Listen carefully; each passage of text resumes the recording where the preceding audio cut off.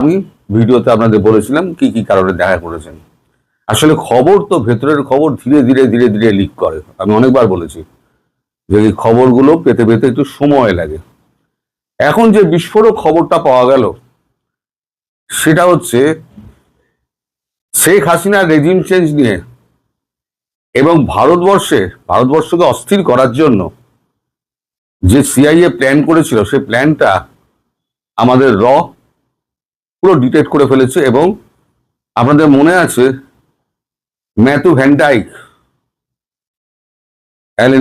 Dijk তাকে সহ 5 জন ইউক্রেনীয় বা 6 জন ইউক্রেনীয় এরকম কিছু একটা হবে, তাদেরকে অ্যারেস্ট করা হয়েছিল।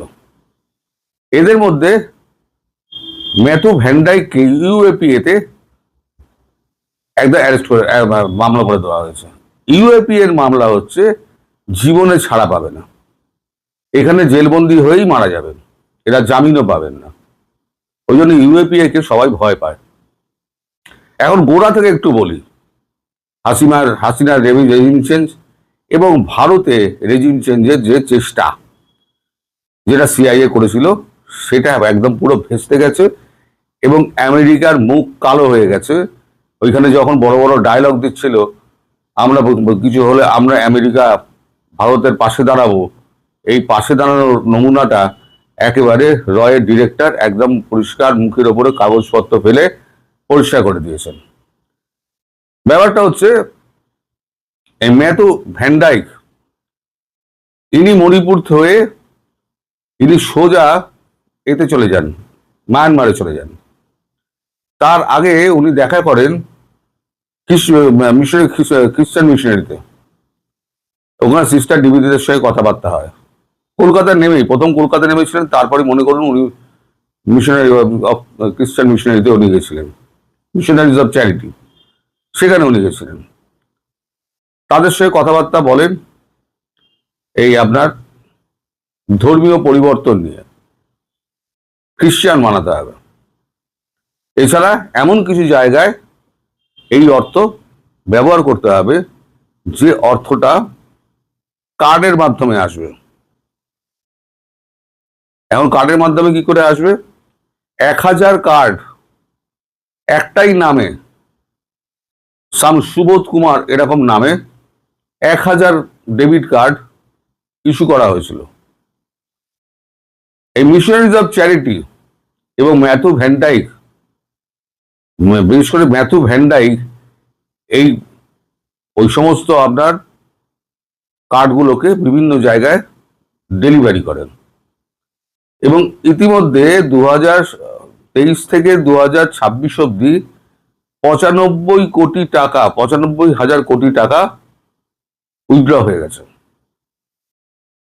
এবার এখানে কাদেরকে দিয়েছেন? ভারতবর্ষ আজকে 30-40 বছর ধরে যে মাওবাদীদের সঙ্গে লড়ছে, যারা ভেতরে ভারতকে একবার অস্থির করে তুলেছিল, অনেক প্রাণ গিয়েছে আমাদের যারা সৈনিক আছে তাদের, পুলিশ, এসএসবি, সিআরপিএফ সবাই মিলে, তারপরে আমরা আইটিবিপি ফোর্স, সবার প্রচুর প্রাণ গিয়েছে।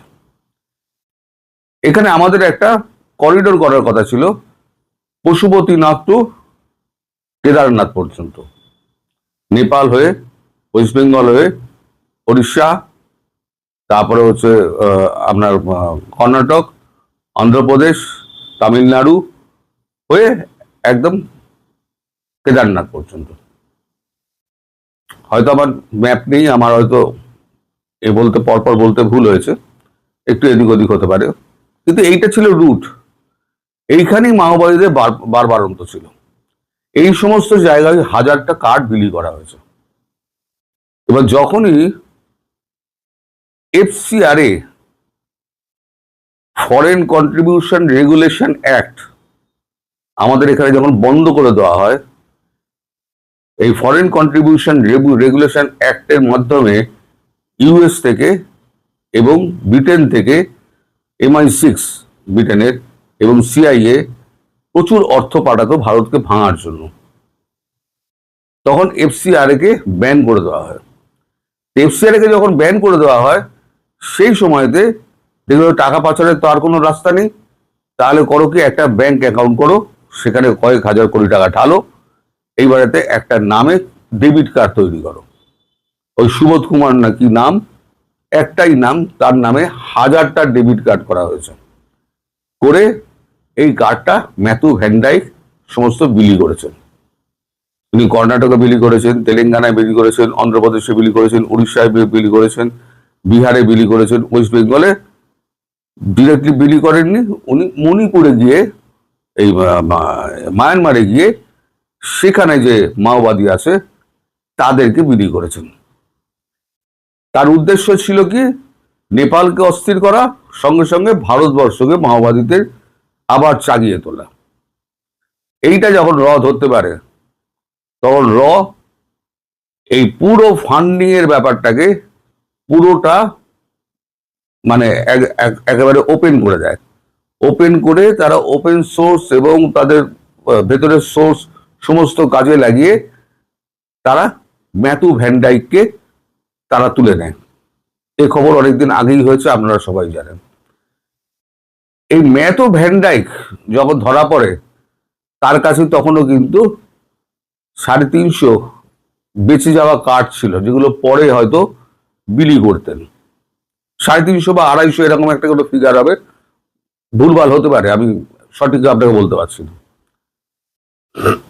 ওইটা যখন ধরা পড়ে, যখন উনি মানে ভালো মানুষের মতো এসে যখন আমেরিকার সহযোগিতা করেন, যে আমেরিকা চাইছে ভারতের সঙ্গে সম্পর্ক উন্নয়ন এবং ভারতের পাশে দাঁড়াতে, তখন অজিত দোভাল পাশের ঘরে আমাদের স্বরাষ্ট্রমন্ত্রী অমিত শাহ পাশের ঘরে চলে যান, কোনো চা বসে চা খেতে। এবার ওখানে গিয়ে পরাগ জৈনকে ডেকে পাঠান। তার পাশাপাশি উনি বাণিজ্য প্রতিনিধিদের সঙ্গে, পীযূষ গোয়ালের সঙ্গে কথাবার্তাও বলেন। তারপরে রয়ের ডিরেক্টর যখন আসে সমস্ত কাগজপত্র নিয়ে, তাকে নিয়ে আবার 15 মিনিট বাদে আবার ঢুকে তিনি বলেন, এই হচ্ছে প্রমাণ। আপনারা একদিকে শান্তির বাণী বলবেন, আমাদের পাশে দাঁড়ানোর কথা বলবেন, আপনারা বাংলাদেশের রেজিম চেঞ্জ করে শেখ হাসিনাকে আপনারা উৎখাত করেছেন, তার প্রমাণও আমাদের কাছে আছে বলে একটা একটা করে প্রমাণ দিতে আরম্ভ করেন, একটা একটা করে, কোথায় কত খাতে কত টাকা খরচা হয়েছে। বলছেন 29 মিলিয়ন টাকা, কিন্তু আসলে সেটা হচ্ছে 1.29 বিলিয়ন, 1.29 বিলিয়ন রুপিস ডলার খরচা করা হয়েছিল, যেটা Donald Trump only 29 million dollar বলেছিলেন। 1 বিলিয়নটা চেপে গেছিলেন। এবার তার ডকুমেন্টও দেওয়া হয়েছে, যে আপনারা যে সাধু পুরুষ সাজছেন, তাহলে এখন ভারতবর্ষকে অস্থির করার জন্য পেছনে আপনারা আছেন, তাহলে ওই সাহায্যের কথা আর বলতে আসবেন না। আর দ্বিতীয় হচ্ছে, শেখ হাসিনাকে যেভাবে আপনারা উৎখাত করেছেন, আমরা ঠিক সেইভাবেই ওনাকে আমরা বসিয়ে দিয়ে আসবো, পারলে আপনারা আটকান, আপনাদের সাহায্যের দরকার নেই। যার জন্যই ভারতবর্ষ প্রথমেই বলে দিয়েছিল, এই বাংলাদেশ আর ইরান নিয়ে আমরা কথা বলবো না। আজ বাংলাদেশ প্রসঙ্গ উঠেছে বলে অনেকে হয়তো কথাবার্তা বলছেন, কিন্তু বাংলাদেশ নিয়ে মানে সেরকম কথাবার্তা কিন্তু কিছু হয়নি। বাংলাদেশ সম্পর্কে আমাদের কাছে যা খবর আছে, বাংলাদেশ সম্পর্কে সেরকম কথাবার্তা কিছু হয়নি, কারণ বাংলাদেশ